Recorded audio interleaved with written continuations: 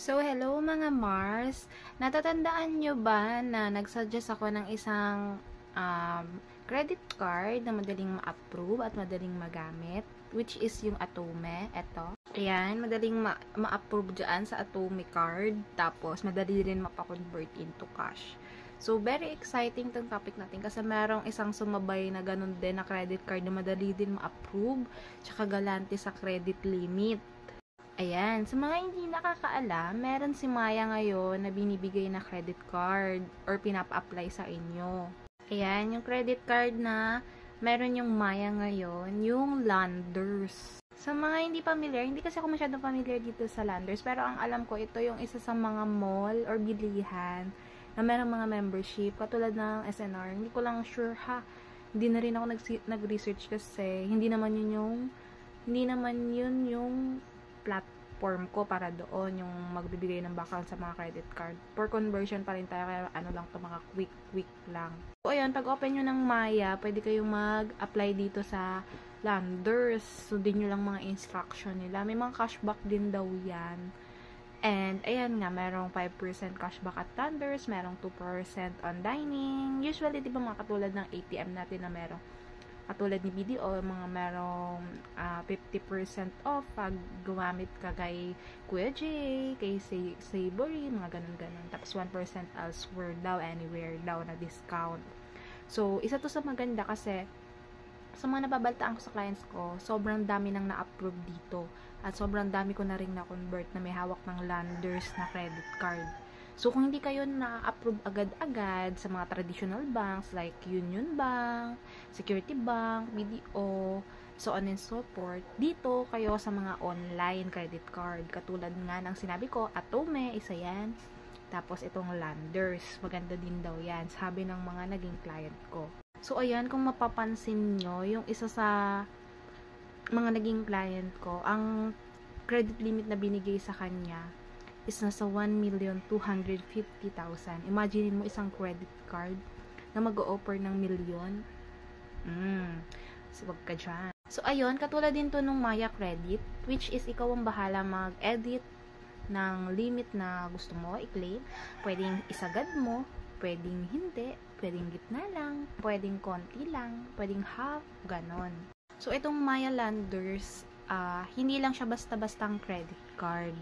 More on, focus siya sa discount. Dahil nga, ito ay, ang alam ko, isa siya sa mga membership. Then, alam ko rin na medyo pricey din yung bilihin sa Landers. So, pag naka-credit card ka, mapapamura yung mga item na binili mo. Ganon. Pero, here's the good news. Alam nyo ba na in case na meron kayong credit card under Landers ni Maya, hindi lang swipe, tap, ang pwede nyo gawin. Pwede nyo yan mapakonvert into cash. O, ito na naman tayo. Diba, Mare? Sino bang ayaw ng cash? Siyempre, diba, wala. Lahat tayo kailangan ng cash. Lahat tayo possible. Kung pwede maging cash na lang ibigay mo. Minsan nga, pag birthday, gusto mo cash na lang yung regalo sa'yo. Diba? What more yung credit card? Siyempre, ayaw mo ng, kaskas ka pa ng kaskas, diba? Gusto mo, cash na. Okay mga mare, disclaimer lang ha, baka akala nyo naman kikita ako dito sa pag-promote ng Landers. Wala naman tayong link dyan for referral, and hindi din naman po ito paid promotion. Gusto ko lang na mapaganda yung credit limit nyo, yung mga credit scores nyo dyan, lalo na kung active kayong user ng mga credit card. Ano nga bang pros ng may credit card?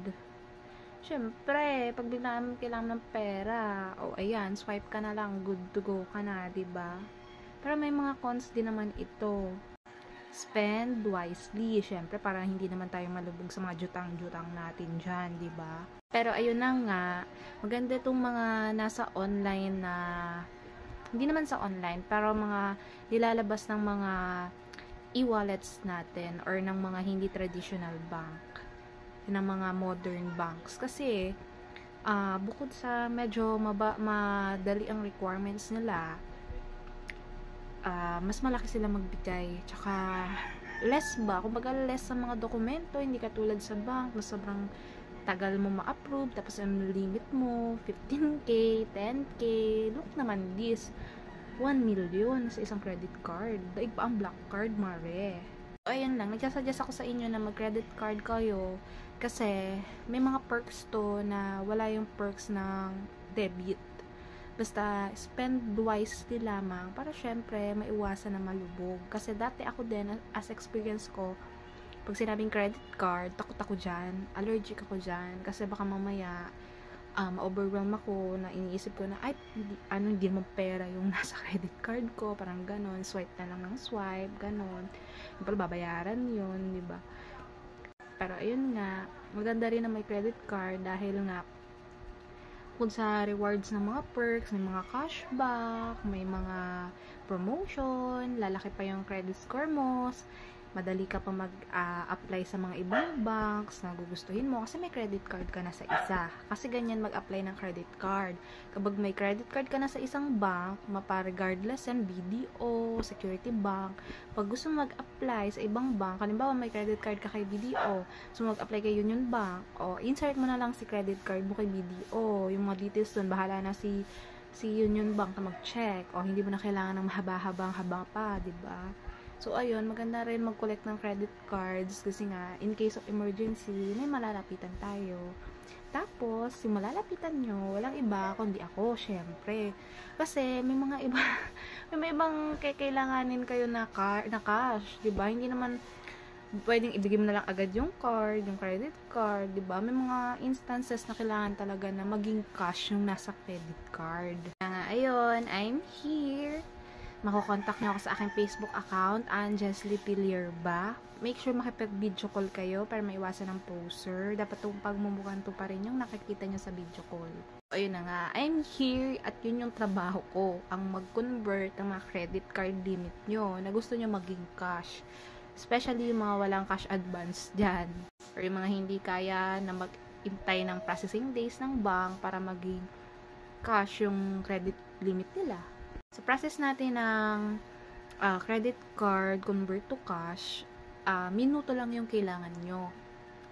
Pero syempre, kailangan natin ng requirements. Number 1 ito, may requirements po. Kasi syempre, kailangan natin, kung sa mall nga, minsan kailangan ng valid ID, tapos iti-check kung same name ba, or kung ikaw ba yung gagamit ng card, tapos kapag hindi, ayaw itanggapin, di ba?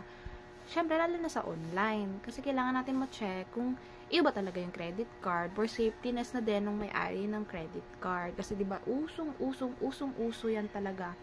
Yung mga napiphishing o kaya yung mga nakukuha yung info ng credit card tapos ginagamit na lang nila. So, kawawa naman yung magbayad. Kaya, for safety ng customers din, kailangan ng requirements. Pero no worries, pwede ang watermark sa pagre-requirements sa akin pag nagpapa-convert into cash. Minimal fee lang tayo dito sa convert to cash ng credit card. Kayang-kaya. So, ayun, in case na hindi kayo ma-approve sa mga traditional banks, credit card, lapit kayo sa mga online katulad ng Atome and Landers. Ayan, abangan ko kayo sa aking Facebook account. Message nyo ako doon kapag gusto nyo magpa-convert into cash. Salamat!